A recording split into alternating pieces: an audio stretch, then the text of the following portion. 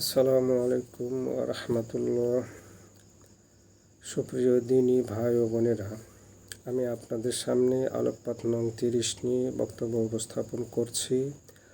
আলোকপাতটির শিরোনাম হল হক ও বাতিল, ধর্ম, সংগঠন ও 73 ফেরকা সম্পর্কে। আলহামদুলিল্লাহ, ওয়াসসালাতু ওয়াসসালামু আলা নবিয়িনা মুহাম্মদ সাল্লাল্লাহু আলাইহি ওয়াসাল্লাম ওয়া আলা আলিহি ওয়া আসহাবিহি আজমাইন। আমাদের প্রাণপ্রিয় নবী মুহাম্মদ সাল্লাল্লাহু আলাইহি সাল্লাম এই পৃথিবীতে 40 বছর বয়সে মহান আল্লাহর পক্ষ হতে নবী ও রাসূল হিসেবে মনোনীত হন। তখন আরব উপদ্বীপের মক্কা নগরীতে মুসলিম বলতে কেউ ছিল না। মক্কায় তিনি 13 বছর হিন্দু, বৌদ্ধ, ইহুদি ও খ্রিস্টান সহ অন্যান্য অমুসলিম বহুত্ববাদী মুশরিক জাতির কাছে ইসলাম প্রচার করেছেন। আমাদের আদি পিতা আদম আলাইহিসসালাম ছিলেন প্রথম নবী, যার ধর্ম ছিল দ্বীন ইসলাম। ইসলাম একটি সনাতন, সালাফি, প্রাচীন বা ঐতিহ্যবাহী ধর্ম। শিরোনাম সংশ্লিষ্ট সূরা বনী ইসরাইলের 81 নং আয়াতের তেলাওয়াত এখানে শোনানো হলো। আউযু বিল্লাহি মিনাশ শাইতানির রাজিম। বিসমিল্লাহির রহমানির রহিম। وقل جاء الحق وزهق الباطل إن الباطل كان زهوقا। সূরা বনী ইসরাইল একটি মাক্কি সূরা। এই সূরার 81 নং আয়াতের ব্যাখ্যামূলক অনুবাদ এখানে উল্লেখ করা হলো। আয়াত 81। হে নবী মুহাম্মদ সাল্লাল্লাহু আলাইহি ওয়াসাল্লাম, আপনি মক্কাবাসী সহ সমগ্র পৃথিবীর বহুত্ববাদী অমুসলিম জাতির উদ্দেশ্যে ঘোষণা করে দিন যে এক ও অদ্বিতীয় মহান আল্লাহর কাছে গ্রহণযোগ্য, হক তথা একমাত্র সত্য ধর্ম দ্বীন ইসলাম এসে গেছে এবং মহান আল্লাহর কাছে অগ্রহণযোগ্য বহুত্ববাদী সাধু মানুষের তৈরি অন্যান্য বাতিল ধর্ম ইহকালে অসার প্রমাণিত হয়েছে এবং পরকালে অসার প্রমাণিত হবে। অবশ্যই পৃথিবী হতে বহুলাংশে বাতিল ধর্ম অপসারিত হবে এবং ইসলাম বিজয় লাভ করবে। এ আয়াতের আলোকে নবী মুহাম্মদ সাল্লাল্লাহু আলাইহি সাল্লাম জীবিত থাকা অবস্থায় পূর্বে ইয়েমেন এবং পশ্চিমে সিরিয়া সহ সমগ্র আরব উপদ্বীপে দ্বীন ইসলাম প্রতিষ্ঠা লাভ করে। সূরা মুহাম্মদ একটি মাদানী সূরা। মহানবী মুহাম্মদ সাল্লাল্লাহু আলাইহি সাল্লাম 53 বছর বয়সে মক্কার বহুত্ববাদী নিজ বংশের লোকদের দ্বারা অত্যাচারিত হয়ে মদিনায় হিজরত করেন। 632 খ্রিস্টাব্দ পর্যন্ত এখানে তিনি 12 বছর জীবিত থেকে দ্বীন ইসলাম প্রচার করেন। এখানে মদিনা সনদের আলোকে তিনি ছিলেন একজন আদর্শ রাষ্ট্রনায়ক। শিরোনাম সংশ্লিষ্ট সূরা মুহাম্মদ এর 1, 2 ও 3 নং আয়াতের তেলাওয়াত এখানে শোনানো হলো। আউযু বিল্লাহি মিনাশ শাইতানির রাজিম। বিসমিল্লাহির রহমানির রহিম।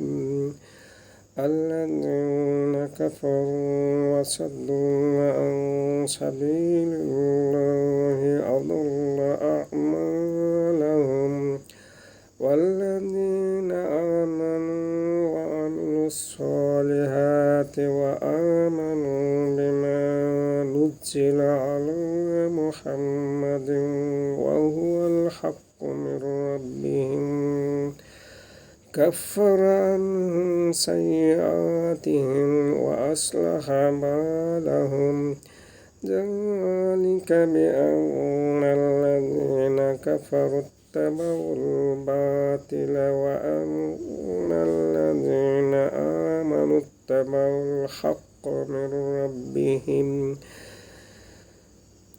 ذلك يضرب الله للناس أمثالهم। এখানে আমরা সূরা মুহাম্মদ এর 1, 2 ও 3 নং আয়াতের ব্যাখ্যামূলক অনুবাদ জেনে নেই। আয়াত 1: হে নবী মুহাম্মদ সাল্লাল্লাহু আলাইহি সাল্লাম, যেসব বহুত্ববাদী ও মুসলিম জাতি আপনার হাতে একত্ববাদী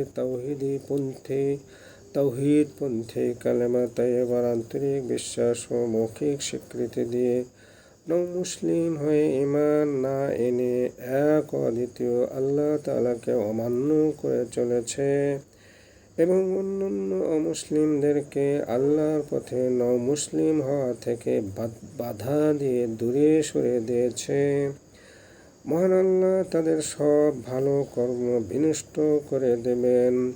তারা তাদের ভালো কর্মের প্রতিফল বা বিনিময় ইহকালে পাবে, কিন্তু পরকালে পাবে না।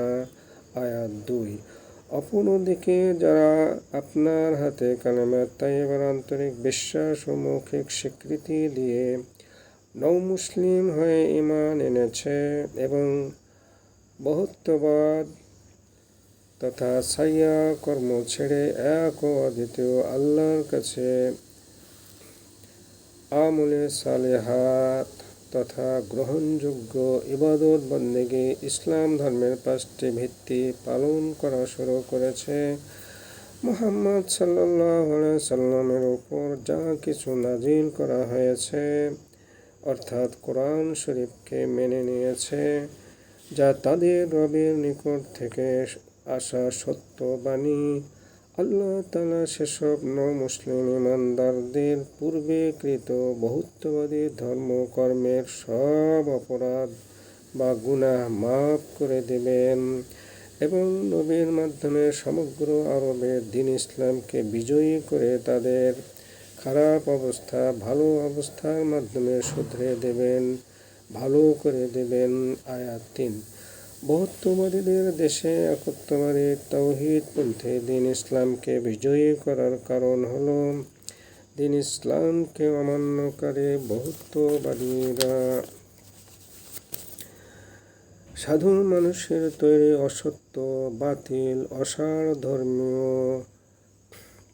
আচার অনুষ্ঠানকে মেনে চলে এবং ঔরসজাত স্বভাবজাত মুসলিম এবং মুসলিমরা তাদের রবের দেওয়া সনাতন সালাফি প্রাচীন বা ঐতিহ্যবাহী ধর্ম দ্বীন ইসলামকে অনুসরণ করে চলে। আর এভাবেই আল্লাহ তাআলা মুসলিমদের বুঝানোর জন্য তার দৃষ্টান্ত পেশ করেন। 57টি মুসলিম দেশে রাজনৈতিক ও ধর্মীয় দলের সংখ্যা 73-এর অধিক। এ সংক্রান্ত হাদিসটির ব্যাখ্যা এই যে, বনী ইসরাঈলগণ 72 দলে বিভক্ত ছিল আর মহানবীর উম্মত 73 দলে বিভক্ত হবে। একটি দল জান্নাতি, বাকি 72 দলই জাহান্নামী। জিজ্ঞাসার জবাবে মহানবী আমভাবে বলেছিলেন যে তিনি ও তার সাহাবীগণ যার উপর আছে 72 দলের মধ্য থেকে যারা তার উপর থাকবে তারা জান্নাতি। সুবহানাল্লাহ। এ হলো হক ও বাতিল এর আসল পরিচয়, অর্থাৎ ইসলাম ধর্ম হক এবং অন্যান্য ধর্ম বাতিল। এছাড়া আলেমগণ মুসলিমদের মধ্যকার হক ও বাতিল সম্পর্কেও আলোকপাত করে থাকেন। আসুন মুসলিম ও মুসলিম ভাই ও বোনেরা, নিজেদের সংশোধনের জন্য আমরা আলেমদের কথা মান্য করি এবং তওবা করে সঠিকভাবে দ্বীন ইসলাম পালন করে চলি। হে আল্লাহ, আপনি আমাদের তওবা কবুল করুন, আমাদের জন্য জান্নাতুল ফিরদৌস নসিব করুন এবং আমাদেরকে জাহান্নাম থেকে পরিত্রাণ দান করুন। আমিন।